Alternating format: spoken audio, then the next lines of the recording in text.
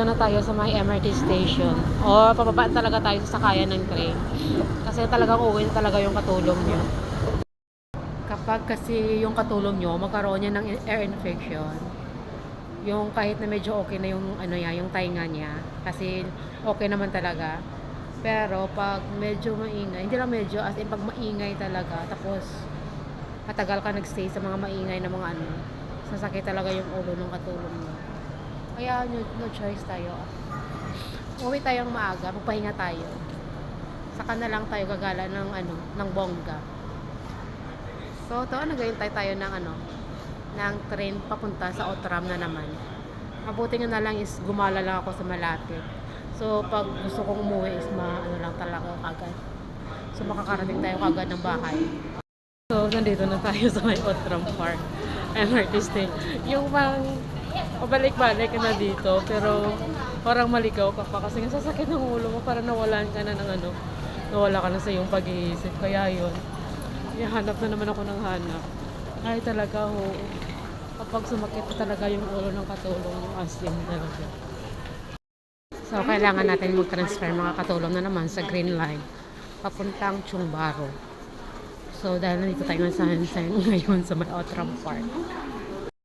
So, nandito na tayo mga katulong. Nasa Chungbaro na tayo. So, sasakay tayo ng train papuntang Chungbaro.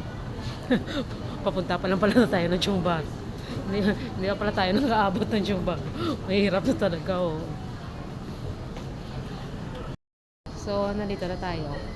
Mag-aantay tayo ng train papuntang Chungbaro. Mahirap na talaga.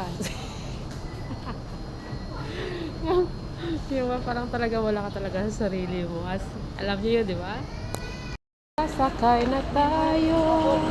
Bili tayo ng bread para sa breakfast natin bukas. So, maghanap muna tayo dito ng magugustuhan natin. Ito po yung napili natin mga katulong. Yung bread na bibili natin. So, nandito na tayo sa may Chungbaro.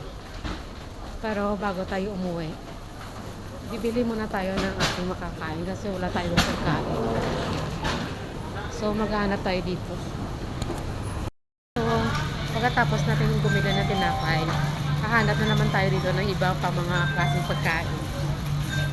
Kita kasi ako dito kanina, yung daanan, kaso lang, pumunta muna ako sa may bread shop. So, dito mga katulong, pili tayo dito. Mga fried stuff. Can I have the 2 chicken wings? Yeah. 2. And then one of the crab nugget. Yeah. Thank you. Bumili tayo ng 2 chicken wing para mamaya uulamin na lang. So magluto lang tayo doon ng kanin sa bahay. May ulam na tayo. So ngayon is on the way, pauwi na tayo mga katulong. Pero bago tayo talaga diretso sa ating bahay, bibili po tayo muna ng ang ating maiinom. Yung malamig ba? Kasi nga sobrang init. So doon tayo mamaya bibili sa may hawker center ng mga drinks na with firm.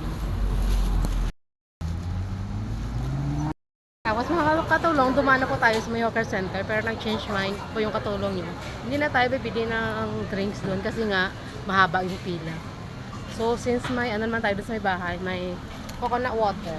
So yun na lang. So hanggang dito na lang yung katulong niyo ha. Maraming salamat. Bagbut!